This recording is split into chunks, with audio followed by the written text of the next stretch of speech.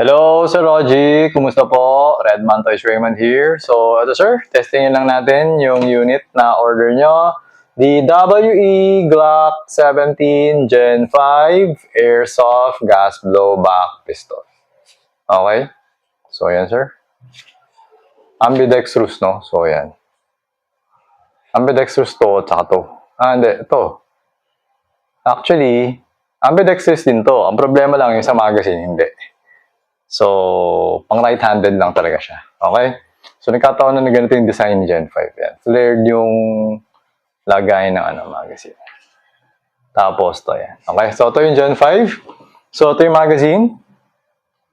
Nilagyan ko na ng bala at saka gas. So, we have 9 rounds. Okay? So, always remember to keep your trigger finger out unless kakalabitin mo yung trigger. And make sure that the muzzle is always pointed at the safe direction. Okay? So, to FPS, blowback test, tapos accuracy test. So, to 0, 0. Okay? So, inserting the magazine. Pull back the slide. Firing. Solid. 359.6. 353.3, 345.4, 341.0. Okay? So yun, okay na tayo sa FPS and blowback test. So ngayon, let's proceed to the accuracy test. Okay? So for the accuracy test, naubos na yung mga 2 inches na target ko. Doon sa box na puno na eh. Okay, kasi kanina may last dalawa na lang yung kanina. Nagamit na natin. So ngayon, wala na. Kailangan ko na ulit gumawa ng bagong bilog-bilog sa box. And since wala na akong oras, ang gagawin natin is yung mga spaces in between the 2 inches. Yun yung ginamit natin. Nilagyan natin ng bilog. Ang size is kasing laki lang ng 20 peso coin. Okay, so yun.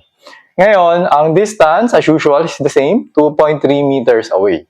So, ang binabaril natin for the accuracy test is 20 pesos size na target, na bilog, at 2.3 meters away. Okay? So, yun. So, kung sakasakaling yung magpas ng konti, pasensya na. Kasi, 20 peso coin lang yun na size okay? So, medyo maliit yan. Alright, so, ang gagamitin natin for this unit of yours is yung nasa taas na lang. So, yung unang-una sa kaliwa. So, the first one on the top, on the left. Okay, so, yun. I-picture ako na lang. Pakita ko sa iyo kung ano yun. So, yun yung unang-una, nasa left. Right, so, lalagyan ko na lang ng arrow.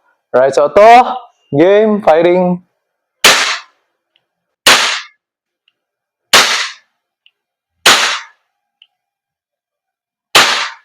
Okay, so medyo bumagal ako ng konti kasi yung second shot ko, tinamaan yung edge.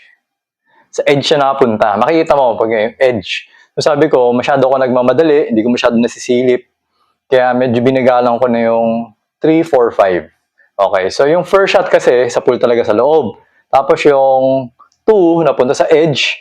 Tapos 3, 4, 5, sa loob pa rin. So take note, this is a 20 peso coin size target at 2.3 meters away. Alright? So, yeah, nag-open a slide, removing the magazine, wala nang bala. Okay? So, pull back the slide, release, hammer down. Okay? So, ayan, Sir Rogie, okay na itong unit mo. So, papa ko na siya, then, padala ko na siya sa inyo ngayon. Okay? So, ayan, sir, thank you for your order. Until next transaction po, always remember to stay safe, stay great, be good, and be thankful always. God bless po, sir. Bye-bye.